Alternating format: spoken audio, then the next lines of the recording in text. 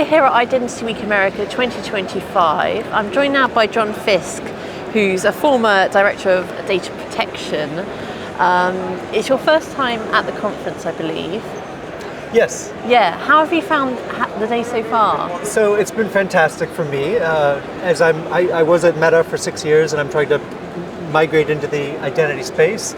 So I've been drinking it up, tons of very interesting perspectives, and only by hearing people talk can you really understand the nuances in the space and sort of how people think about it. So I really enjoyed it.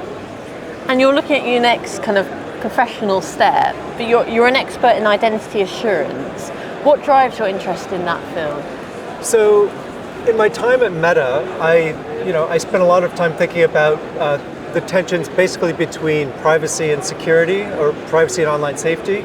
And within Meta, there might have been 15 or 20 significant use cases for where we need certain levels of identity assurance.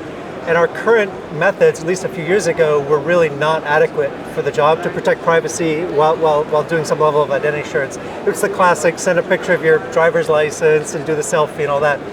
And so when I heard about the sort of movement towards verifiable credentials, that's like, you get the best of both worlds. You get safety, you get low friction, lower cost, and strong privacy protections. I was like, I'm sold. So that's been driving my interest ever since. Absolutely. And what are the benefits of identity verification in, for big tech platforms, social media, where the focus is really on protecting individuals and children from online harms? Yes. I mean, so it's again, there are many, a company like Meta has many different use cases where we need some level of identity assurance. You mentioned youth protections, that's top of mind for everybody. So age verification is critical. Again, as you all know, it's not easy to solve that problem technically, but that's a big use case. We have a Facebook Marketplace, which has a lot of risk for fraudulent sellers and buyers. We have millions of little user groups want to have their own sort of protections about getting just the people they want in.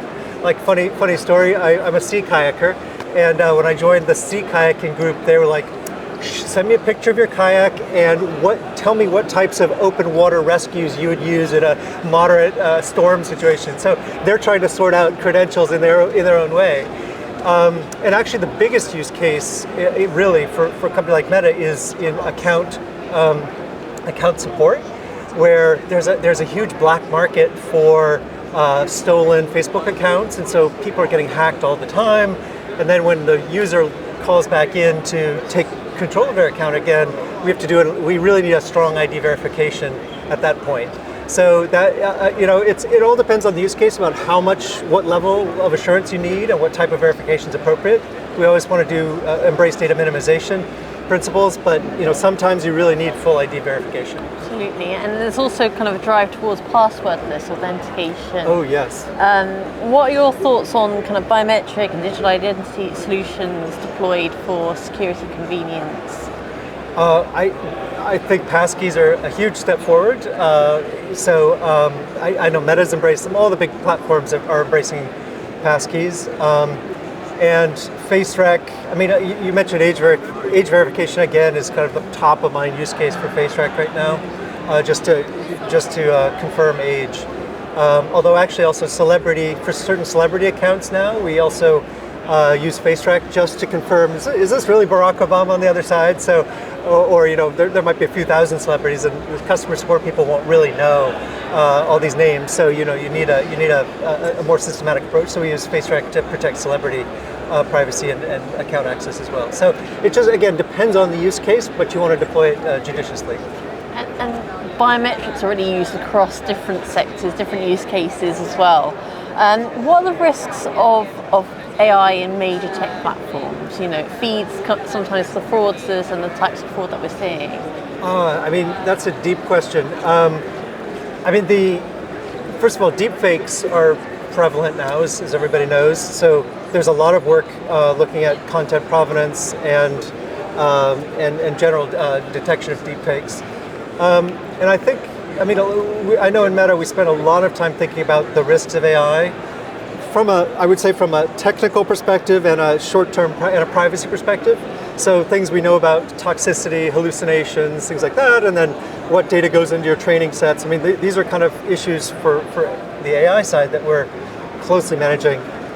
Longer term, there are some risks around AI, the social risks. We just are, we have a lot of hypotheses, but until we have more time and evidence, it's really hard to manage to them. Things like dependencies and manipulation, things like that. The next level of societal risk, we're sort of still getting a handle on. And you mentioned age verification, is particularly useful when protecting youth and teen accounts on social media. Yes.